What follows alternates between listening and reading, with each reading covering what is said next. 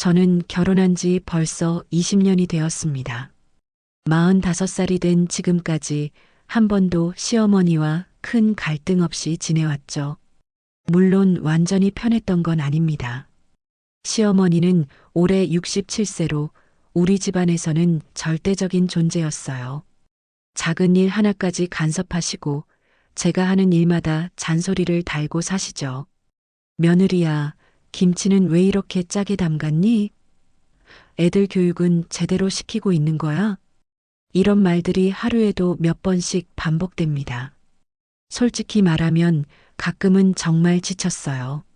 하지만 남편을 사랑하고 가정의 평화를 위해서 참아왔죠. 그날도 평범한 하루였습니다. 시어머니는 거실에서 드라마를 보고 계셨고 저는 집안 정리를 하고 있었어요. 오래된 서류들이 너무 많아서 정리가 필요했거든요. 결혼증명서, 주민등록등본, 각종 보험 서류들이 상자 안에 뒤섞여 있었습니다.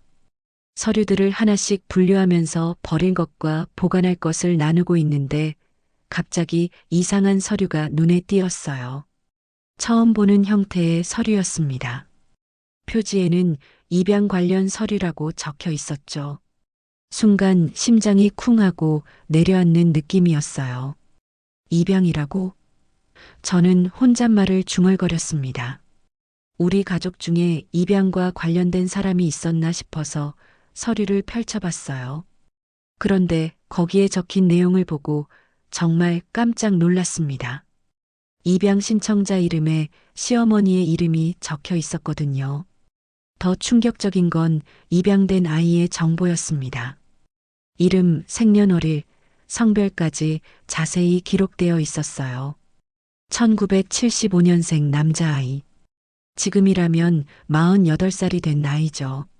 서류의 날짜를 보니 1975년 시어머니가 22살 때였습니다. 저는 서류를 들고 있는 손이 떨리기 시작했어요. 이게 대체 뭐지? 머릿속이 복잡해졌습니다. 시어머니에게 우리가 모르는 아이가 있다는 건가요? 그럼 남편에게는 형이나 동생이 있다는 얘기인가요? 거실에서 들려오는 드라마 소리가 갑자기 멀게 느껴졌습니다. 시어머니의 웃음소리도 마찬가지였어요. 평소에는 그냥 넘어갔을 소리들이 오늘은 왜 이렇게 어색하게 들릴까요? 저는 서류를 다시 한번 자세히 살펴봤습니다.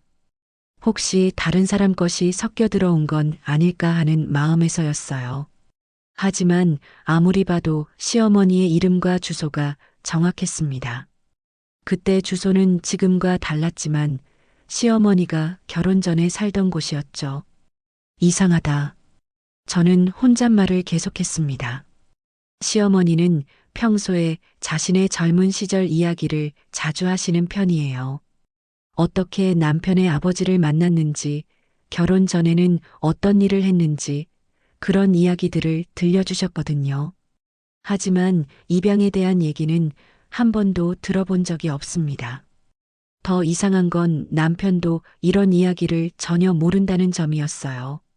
남편은 시어머니와 아버지 사이에서 태어난 첫째 아들입니다. 1978년생이니까 이 서류의 아이보다 3살 어리죠. 그럼 남편에게는 친형이 있었다는 건가요? 저는 서류를 조심스럽게 접어서 가방 안에 넣었습니다. 일단 남편이 퇴근하면 보여줘야겠다는 생각이 들었어요. 하지만 동시에 불안한 마음도 컸습니다. 이 서류 하나로 우리 가족에 어떤 변화가 일어날까 무서웠거든요. 그날 저녁 시간이 평소보다 길게 느껴졌습니다. 시어머니와 함께 저녁을 먹으면서도 계속 그 서류가 머릿속에 맴돌았어요. 시어머니의 얼굴을 보면 볼수록 혹시 정말 숨기고 있는 게 있나 하는 의심이 들었습니다. 남편이 퇴근한 건 밤 9시가 넘어서였습니다.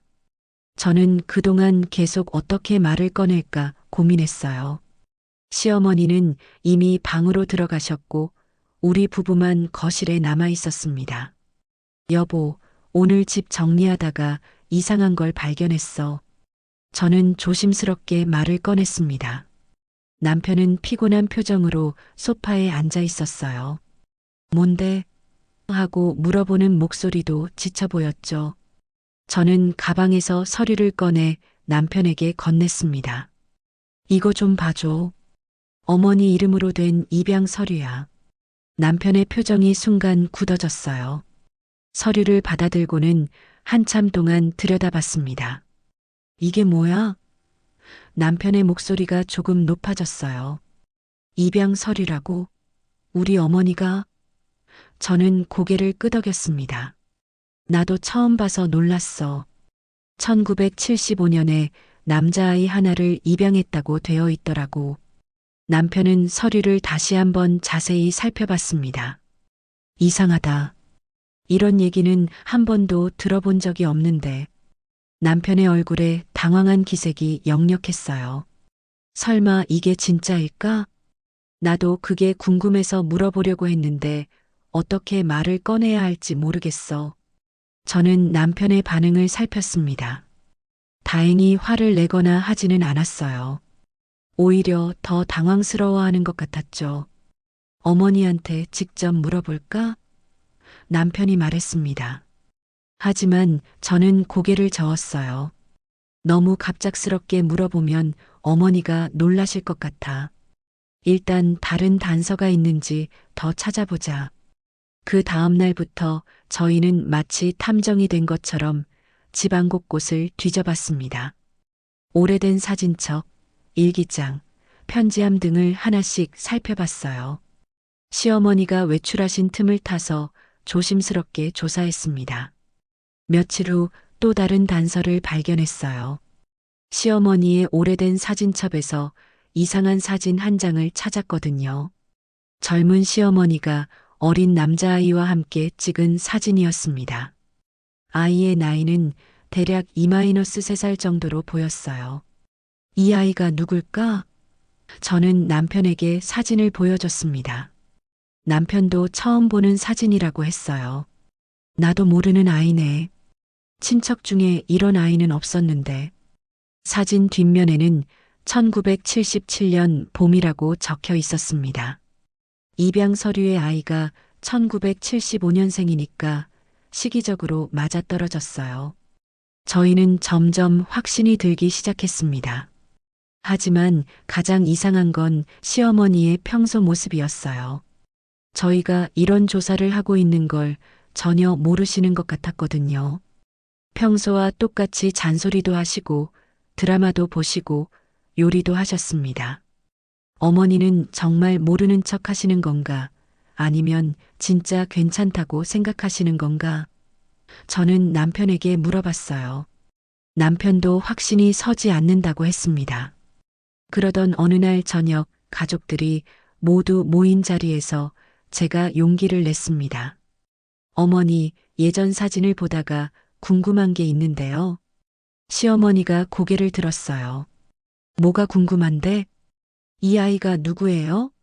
저는 그 사진을 조심스럽게 꺼내 보여드렸습니다. 시어머니의 표정이 순간 굳어지는 게 보였어요. 눈빛이 흔들렸습니다. 아, 그건.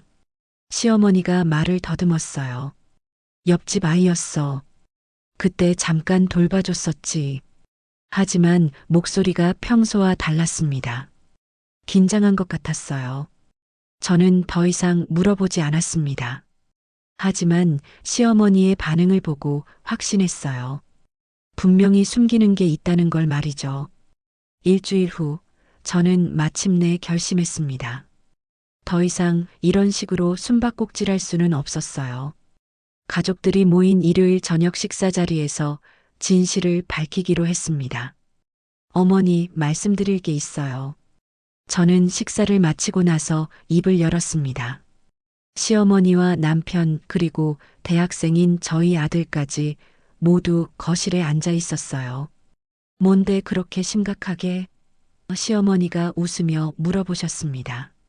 하지만 저는 웃을 수가 없었어요. 심장이 마구 뛰고 있었거든요. 저는 가방에서 입양 서류를 꺼냈습니다. 어머니, 이게 뭔지 설명해 주실 수 있어요? 서류를 시어머니 앞에 놓는 순간 시어머니의 얼굴이 창백해졌어요. 이건 어디서? 시어머니의 목소리가 떨렸습니다. 손도 미세하게 떨리고 있었어요. 평소의 당당한 모습과는 완전히 달랐죠. 집 정리하다가 발견했어요. 어머니 이름으로 된 입양 서류더라고요. 저는 최대한 차분하게 말했습니다.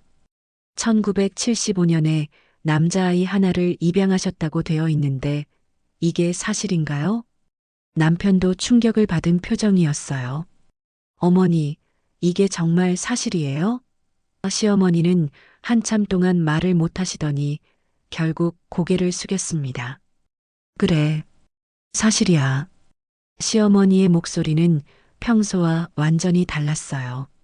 작고 떨리는 목소리였습니다. 하지만 이건 정말 오래된 일이고, 오래된 일이라고요? 저는 목소리가 높아지는 걸 참을 수 없었어요. 그럼 남편에게는 형이 있었다는 얘기잖아요. 왜 지금까지 숨기셨어요? 시어머니가 눈물을 글썽이기 시작했습니다. 그때는 어쩔 수 없었어. 너무 어렸고 혼자서는 키울 수 없었거든. 남편이 일어서더니 시어머니 앞에 무릎을 꿇고 앉았어요. 어머니, 정확히 무슨 일이었는지 말씀해 주세요. 저도 알 권리가 있잖아요. 시어머니는 한참을 울먹이시다가 입을 열었습니다. 22살 때였어. 너희 아버지를 만나기 전에 사귀던 사람이 있었는데 목소리가 점점 작아졌어요. 그 사람과의 사이에서 아이가 생겼어. 하지만 결혼은 할 수 없는 상황이었지. 그 사람은 이미 다른 사람과 약혼한 상태였거든. 시어머니의 고백을 듣는 순간 거실이 조용해졌습니다. 그래서 혼자 아이를 낳았어. 하지만 미혼모로 아이를 키우기에는 그때 시대가 지금과 달랐어. 시어머니가 손수건으로 눈물을 닦았어요. 그럼 그 아이는 지금 어디 있어요? 제가 물어봤습니다. 시어머니가 고개를 저었어요. 모르겠어. 입양 보내고 나서 연락이 끊어졌거든. 그때는 그런 게 당연했어. 남편의 얼굴이 점점 굳어졌어요. 그럼 저한테는 친형이 있었다는 얘기네요? 왜 평생 숨기셨어요? 아버지는 아세요? 너희 아버지도 몰라. 시어머니가 작은 목소리로 대답했어요. 결혼할 때 말하려고 했는데 차마 말할 수가 없었어. 시간이 지나면서 더욱 말하기 어려워졌고 저는 복잡한 감정에 휩싸였습니다. 화가 나면서도 한편으로는 시어머니가 불쌍하기도 했어요. 하지만 무엇보다 배신감이 컸습니다. 20년 동안 한 가족으로 살아오면서 이런 큰 비밀을 숨기고 계셨다니. 어머니 말씀은 이해하겠어요. 하지만 우리에게 말씀해 주셔야 했잖아요. 제 목소리에도 감정이 섞여 있었어요. 우리 가족이 알고 있던 모든 게 거짓말이었다는 뜻이에요? 그날 밤 우리 집안은 완전히 뒤바뀌었습니다. 시어머니는 자신의 방으로 들어가 버렸고 남편은 거실에서 한참을 멍하니 앉아 있었어요. 저 역시 마음이 복잡해서 잠을 이룰 수가 없었습니다. 다음 날 아침부터 집안 분위기가 싸늘해졌어요. 평소에는 시어머니가 아침 일찍 일어나서 모든 가족의 식사를 준비하셨는데 그날은 방에서 나오지 않으셨습니다. 어머니, 식사하세요. 제가 방문을 두드렸지만 대답이 없었어요. 몸이 안 좋으니까 그냥 놔둬. 작은 목소리가 들렸습니다. 평소에 당당한 시어머니와는 너무 다른 모습이었어요. 남편도 마찬가지였습니다. 회사에 가서도 집중할 수 없었다고 했어요. 계속 그 생각만 나. 남편이 저녁에 돌아와서 말했습니다. 내게 형이 있었다는 생각을 하니까 이상해. 나도 그래. 저는 솔직하게 말했어요. 20년 동안 우리가 알고 있던 게 다 거짓말이었다니. 어떻게 이런 큰 일을 숨길 수 있지? 며칠이 지나도 상황은 나아지지 않았습니다. 시어머니는 여전히 방에서만 지내시고 가끔 나오셔도 말을 거의 안 하셨어요. 평소에 그렇게 말이 많으시던 분이 조용히 있으니까 오히려 더 어색했습니다. 어머니, 이렇게 계속 지낼 수는 없잖아요. 일주일 후 저는 용기를 내서 시어머니 방으로 들어갔어요. 시어머니는 침대에 누워 천장만 바라보고 계셨습니다. 며느리야, 미안하다. 시어머니가 저를 보지도 않으시면서 말했어요. 정말 미안해. 하지만 그때는 어쩔 수 없었어. 어머니의 상황은 이해해요. 하지만 우리에게 말씀해 주셨어야 했잖아요. 저도 침대 옆에 앉았습니다.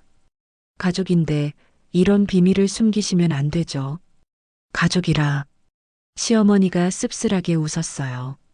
가족이니까 더 말할 수 없었어. 너희들에게 실망을 주고 싶지 않았거든. 그때 남편이 방으로 들어왔습니다. 표정이 어두웠어요. 어머니, 저와 좀 이야기해요. 남편의 목소리가 차갑게 들렸습니다. 아들아. 시어머니가 일어나 앉았어요. 정말 미안하다. 하지만 그때는 그만하세요. 남편이 손을 들어 말을 막았어요. 그때 사정이 어려웠던 건 이해해요. 하지만 지금까지 30년 넘게 숨기신 건 이해할 수 없어요. 그럼 어쩌라고 그랬어? 시어머니의 목소리가 높아졌어요. 내가 미혼모였다고, 다른 남자의 아이를 낳았다고 말하라고? 그럼 너희 아버지가 나와 결혼했겠니? 그건 아버지가 판단할 일이었잖아요. 남편도 목소리를 높였습니다. 어머니가 혼자 결정할 일이 아니었어요. 저는 두 사람 사이에서 어쩔 줄 몰랐어요. 시어머니의 입장도 이해되고 남편의 화도 이해가 되었거든요. 하지만 이렇게 계속 싸우면 아무것도 해결되지 않을 것 같았습니다. 일단 다들 진정하세요. 제가 말했어요. 화내봤자 달라질 건 없잖아요. 이미 일어난 일인걸요. 달라질 게 없다고? 남편이 저를 보며 말했어요. 내 형이 어디 있는지도 모르는데 달라질 게 없어? 혹시 그 사람이 나를 찾고 있을 수도 있잖아. 그 순간 시어머니의 표정이 또다시 변했어요. 뭔가 더 말하고 싶어 하는 것 같았지만 입을 다물고 계셨습니다. 어머니, 혹시 더 숨기고 계신 게 있어요? 제가 조심스럽게 물어봤어요. 시어머니가 잠시 망설이시더니 고개를 저었습니다. 없어. 더 이상은 없어. 하지만 그 말이 진실인지 확신할 수 없었어요. 시어머니의 눈빛이 여전히 흔들리고 있었거든요. 그로부터 며칠 후 정말 예상치 못한 일이 일어났습니다. 시어머니에게 전화 한 통이 걸려온 거예요. 처음에는 보험회사나 은행에서 오는 일반적인 전화인 줄 알았습니다. 하지만 시어머니의 표정을 보고 심상치 않다는 걸 알았어요. 전화를 받으시더니 얼굴이 완전히 하얘졌거든요. 손도 덜덜 떨리고 계셨습니다. 네, 네, 알겠습니다. 시어머니가 떨리는 목소리로 대답하셨어요. 전화를 끊으시고는 한참을 멍하니 앉아 계셨습니다. 어머니, 무슨 전화였어요? 제가 걱정스럽게 물어봤어요. 시어머니가 저를 보시더니 눈물을 흘리기 시작했습니다. 그 아이야. 그 아이가 나를 찾고 있대. 시어머니의 목소리가 떨렸어요. 입양기관에서 연락이 왔어. 그 아이가 성인이 되어서 생부모를 찾고 있다고. 저는 순간 할 말을 잃었습니다. 정말 예상하지 못한 상황이었어요. 남편이 퇴근하기 전까지 시어머니와 단둘이 앉아 있을 수밖에 없었습니다. 어머니, 어떻게 하실 거예요? 제가 조심스럽게 물어봤어요. 시어머니는 계속 눈물만 흘리고 계셨습니다. 모르겠어. 정말 모르겠어. 시어머니가 고개를 저었어요. 48년 만에 다시 만날 수 있을까? 그 아이가 나를 원망하고 있을까? 저는 시어머니의 마음이 이해되었어요. 젊은 시절 어쩔 수 없이 내린 선택이었지만 그 선택의 결과를 평생 안고 사셨던 거죠. 그리고 지금 그 과거가 다시 현재로 돌아온 겁니다. 남편이 퇴근해서 이 소식을 들었을 때의 반응도 비슷했어요. 충격과 당황, 그리고 복잡한 감정들이 섞여 있었습니다. 그럼 정말 제 형을 만날 수 있는 건가요? 남편이 물어봤어요. 그 사람은 저의 존재를 알고 있을까요? 아직 아무것도 정해진 건 아니야. 시어머니가 대답했어요. 일단 만날지 말지부터 결정해야 해. 그날 밤 우리 가족은 긴 대화를 나누었습니다. 각자의 생각과 감정을 털어놓았어요. 남편은 형을 만나보고 싶다고 했습니다. 저도 궁금했어요. 어떤 사람인지, 어떻게 살아왔는지. 하지만 시어머니는 여전히 망설이고 계셨습니다. 그 아이에게 상처를 줄까봐 무서워. 시어머니가 말씀하셨어요. 만약 나를 원망한다면, 만약 화를 낸다면, 어머니, 그래도 만나보셔야죠. 제가 말했어요. 그분도 어머니를 평생 궁금해하며 살아오셨을 거예요. 서로에게 기회를 주는 게 맞지 않을까요? 며칠을 고민하신 끝에 시어머니는 결국 만나기로 결정하셨습니다. 입양 기간을 통해 연락처를 주고받기로 했어요. 그분의 이름은 김민수였습니다. 지금은 48세로 결혼해서 아이 둘을 키우고 있다고 했어요. 첫 만남은 카페에서 하기로 했습니다. 시어머니는 그날 아침부터 옷을 몇 번이나 갈아입으셨어요. 어떤 모습으로 보여야 할까? 하시면서 거울 앞에서 한참을 서 계셨습니다. 저와 남편도 함께 가기로 했어요. 시어머니 혼자서는 너무 부담스러우실 것 같았거든요. 카페에 도착했을 때 이미 한 남성이 앉아서 기다리고 있었습니다. 키가 크고 얼굴이 남편과 비슷한 구석이 있었어요. 특히 눈매가 우리 가족과 닮았습니다. 시어머니를 보시더니 일어서서 인사를 하셨어요. 안녕하세요. 김민수입니다. 목소리가 따뜻했어요. 원망하거나 화난 기색은 전혀 없었습니다. 오히려 긴장하면서도 반가워하는 것 같았어요. 아, 민수야. 시어머니가 눈물을 흘리며 말씀하셨습니다. 정말 미안하다. 어머니가 정말 미안해. 괜찮아요. 저도 이해해요. 민수 씨가 말했어요. 양부모님이 저를 정말 잘 키워주셨거든요. 행복하게 살았어요. 그 순간 저는 가슴이 뭉클해졌습니다. 원망할 수도 있었을 텐데 이렇게 따뜻하게 받아주시다니. 시어머니도 얼마나 다행이라고 생각하셨을까요? 민수 씨는 남편과도 자연스럽게 대화를 나누었습니다. 동생이 이렇게 컸구나 하면서 신기해 하셨어요. 남편도 처음에는 어색해했지만 점점 편해지는 것 같았습니다. 그동안 어떻게 살아오셨어요? 제가 물어봤어요.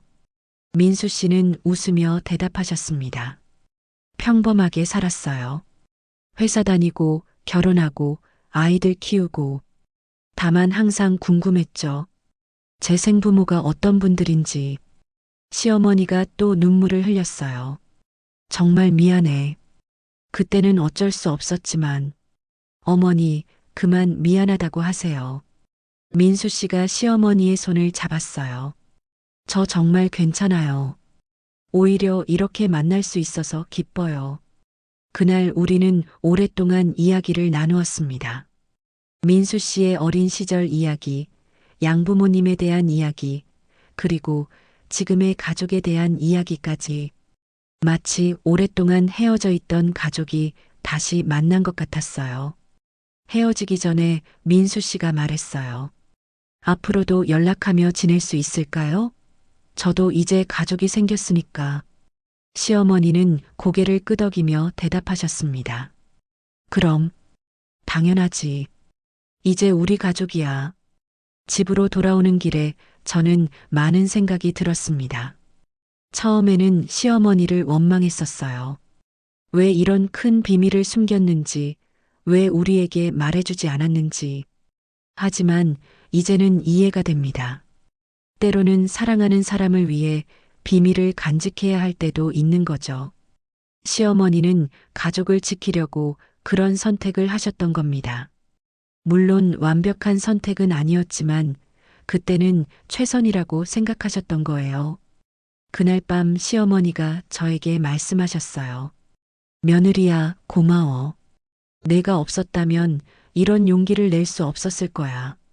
무슨 말씀이세요, 어머니? 저는 시어머니의 손을 잡았어요. 가족인걸요. 당연한 거죠. 이제 우리 가족에게는 새로운 구성원이 생겼습니다. 민수 씨와 그의 가족까지. 처음에는 어색할 수도 있겠지만 시간이 지나면 자연스러워질 거예요. 그리고 저는 깨달았습니다. 가족이라는 건 단순히 피로 연결된 관계가 아니라는 걸요. 서로를 이해하고 받아주려는 마음, 그리고 함께 어려움을 극복해 나가는 것이 진짜 가족인 거죠. 시어머니의 숨겨진 과거는 처음에는 우리 가족을 흔들었습니다. 하지만 결국에는 우리를 더 단단하게 만들어준 것 같아요. 이제 우리에게는 더 이상 비밀이 없습니다. 그리고 새로운 가족과 함께 새로운 시작을 하게 되었죠. 때로는 진실이 아플 수도 있습니다. 하지만 거짓 위에 세워진 행복보다는 진실한 관계가 더 소중한 것 같아요. 우리 가족의 이야기가 앞으로 어떻게 펼쳐질지 모르겠지만 적어도 이제는 진실한 마음으로 함께 해나갈 수 있을 것 같습니다.